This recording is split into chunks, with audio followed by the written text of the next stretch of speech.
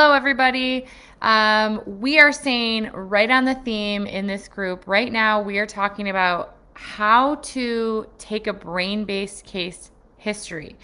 This may seem super basic for some of you, but I'm telling you, this is how you start the self-discovery process, the really putting the pieces together, developing a big picture process for you and your own understanding, which allows you to not live in the deficit, chasing symptoms, treating symptoms lane, but expand to more of the brain-based understanding and help your patients, the parents, the patients, the people that are coming to you expand from chasing deficit to the bigger picture as well. Now, short and sweet in this one, we are talking about the 4 really important steps to taking a brain-based case history. This is where you start. The first thing, and this may be surprising, the first step is really discussing their pain point. Yep, starting with their symptom.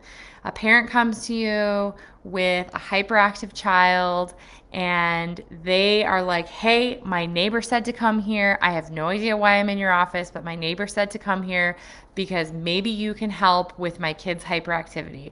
I think my kid's great, but I'm getting lots of complaints from school. He's getting kicked out of school a lot. He's inattentive in class, and this is a real problem.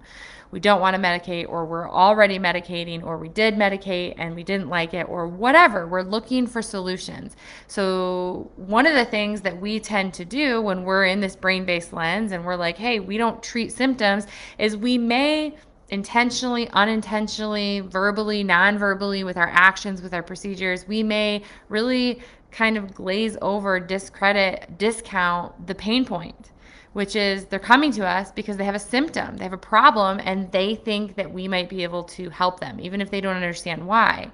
And so we can't go, well, we don't treat hyperactivity, even though we don't.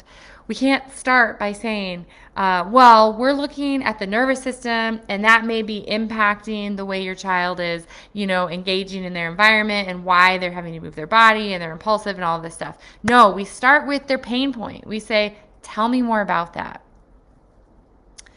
Just like you would with a back pain patient. Meet them where they are. Tell me more about that. Like, when is it better? Have you ever noticed? This is the first thing. Like, I'm sorry, hyperactivity, you're getting these challenges, these reports from school, your child's having trouble making friends because they're so impulsive and they can't stay focused on even engaging in social play. This is really disrupting your child's life and your life. And, I'm really sorry that you're experiencing that. I know that can be really difficult. We work with a lot of families that have had this same struggle, and I'm really glad you're here. So tell me about that. When is it better? When is it worse? Just like you would with a musculoskeletal complaint, talk about when is it better? When is it worse? When is it worse? When did you first notice it? When did you start getting reports from school? Was it in 3rd grade? Was it in kindergarten? There's a little info for you and things we'll talk about that we've talked about in here. Those 2 time periods are really important and we can expand on more.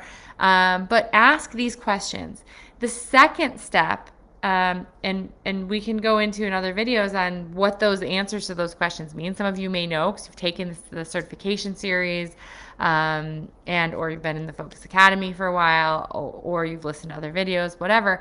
But that's like your first point. We meet them where they are. We acknowledge their pain point. We let them know they're in the right place. We've worked with this, or we've talked with a lot of people, helped a lot of people that are having that same challenge. I know that it's difficult. And the next thing is, this is one that is almost always 100% skipped, is get permission to leave the pain point. Don't just go, okay, I acknowledge the pain point. Now I'm going to ask all these other questions that I know are related. No, get permission to leave the pain point and explain why. Help them have some self-discovery on why you might be asking some other questions. So it goes like this. We've kind of done the pain point questions. We've talked about that. We've helped them have self-discovery on they're in the right place. They still don't really understand why they're here, but we are right there with them. Then we say something like this. Listen, I'd love to ask some other questions that may seem a little bit confusing, that they might seem a little bit unrelated to why you're here. But trust me, I've been doing this a while, or I have a lot of extra education in this, or this is exactly what I do. And what we find is that there's some clues in other ways in the history of how, how your child has moved through development, about how they engage and process and learn from their world, and not just the ways that are challenging like hyperactivity, but also some of the really great things that your child does. There's some clues, there's some clinical clues that that I can find by asking some other questions that are in other areas that may seem unrelated to you. Is it okay if I ask those questions now?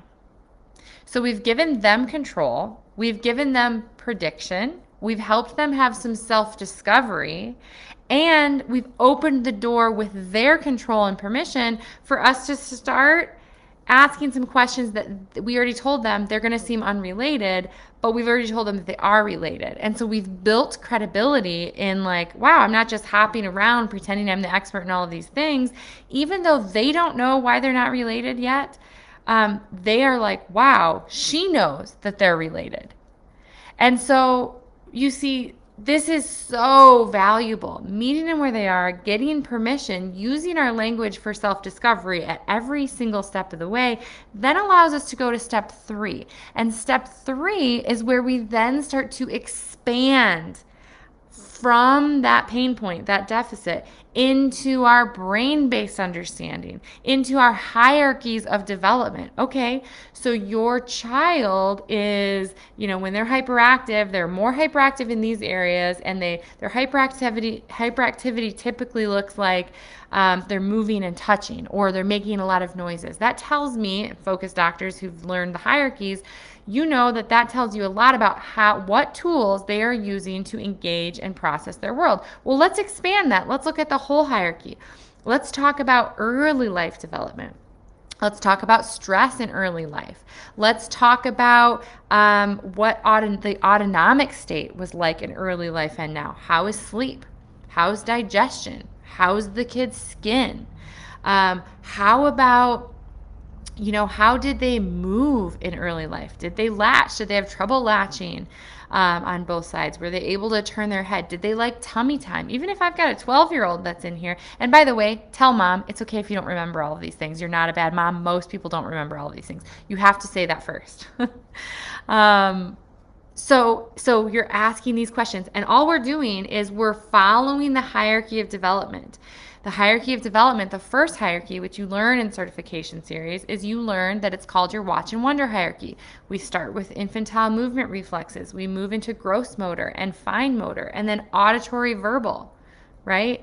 Not just language development, but auditory verbal processing, and then eye movements, and then visual cognition. So we're just pain point, asking permission, now expanding into the whole hierarchy, not just the deficit, and asking about early life stress, autonomic state, and balance, input, processing, output, movement development. We're talking about auditory development. Hey, was your child late to develop language? Were they early to develop language? Did they crawl? Did they walk? And then we're moving into language. Are they really reactive to sound? Like if the heater comes on, do they get really startled? Do they get startled easily? Do they get stressed when they go into environments with a lot of noise, like maybe a grocery store or a movie theater or a swimming pool with lots of sound or echoey? Is that stressful? So and the way we know how to ask these questions is we just systematically follow the hierarchies of development. Primitive reflex, autonomic state, primitive reflex, movement touch, auditory verbal, eye movements, and visual cognition. And so we're just asking these questions. So again, in review, first thing is we're meeting them where they are. We're meeting them at their pain point. We're asking questions about that. We're then allowing some self-discovery. We are then asking permission and giving self-discovery, and then we're expanding our questions to systematically follow the hierarchy of development, right? We're doing that based on what we know about brain development, and then we're tying it all together into great. So what we need to do next, we're giving prediction on what's coming next, and we're giving self-discovery. This is how we're ending the case history and transitioning into the exam. So what we need to do here is we've gotten all this great information, Mom, about what your child is doing really well, what they're maybe not doing quite as well, and about their history, about that fight or flight reaction, about why they might be impulsive in certain situations and hyperactive in certain situations. Now, here's the deal. We know a lot about your kid, and we could probably take a really good guess about what's going on and what we can do to help. But we are not in the business of guessing. We are in the business of measuring. We don't guess. And so we're building credibility. We're building differentiation. We are different. We're not just guessing.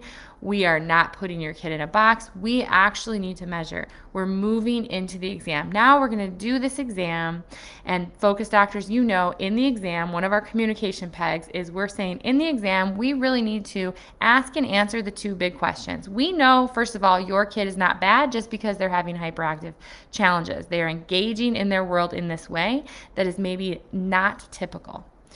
We know they're not bad. We know there's a reason. So that's what we're here to do. And we need to ask and answer two big questions that are going to allow us to understand what we can do to help. The first question is, do we have input, the way the brain is receiving, processing, and sending information challenge? Do we have this challenge? And if we do, there's going to be some clinical clues. Based on the questions and the answers we just went through, there does seem to be some clues about that, about a fight or flight reaction, about some input processing, the way your child is processing their environment. So we're not gonna guess though, we're gonna measure. And that's where we're looking at the subluxation piece. Focus doctors, you know how to do this. And you have forms to back that up, and you write it down. The second thing is we need to know not just what your child is not doing well, but we need to know what are they doing well?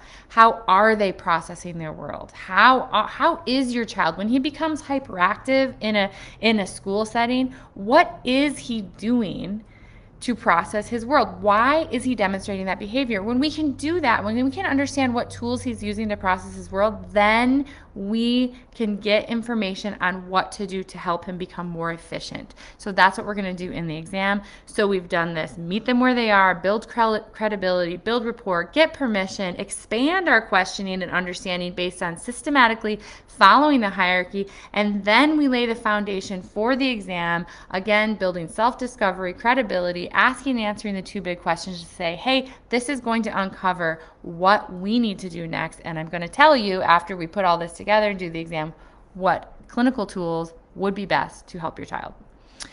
So those are the 4 steps. I'm on a series of case history right now because these are the types of questions I get in Elite Access, in the certification series, and I wanted to make sure that we're covering this in depth. So I only know this group is free. This group is here to help you all, help more people. I know what type of content to provide based on the feedback that I get. So the more active you are in the comments, the more active you are in the group, the more questions you ask, the more you let me know if this was helpful to you. Give me a thumbs up, give me a thumbs down if you don't want to hear more on case history, whatever, then I know. So let me know. Otherwise, I'm going to keep rocking on the case history this week a little bit, and we'll do different things with that. There's just a lot we can do on that. Soon we're going to be opening up another certification series. We're going to be doing it a little differently. This is probably going to be the last certification series that's going to be this way. Again, that is when you register, you get online learning modules and you get a seat at our live event. Those of you in Elite Access, we're going to do that a little differently for you guys too. So again, just let me know what you like, what you need in all of these realms, and I'm here to help you. Remember, there are no bad kids and there are no purposeless behaviors. Be well, do good work, and let me know what I can do to help.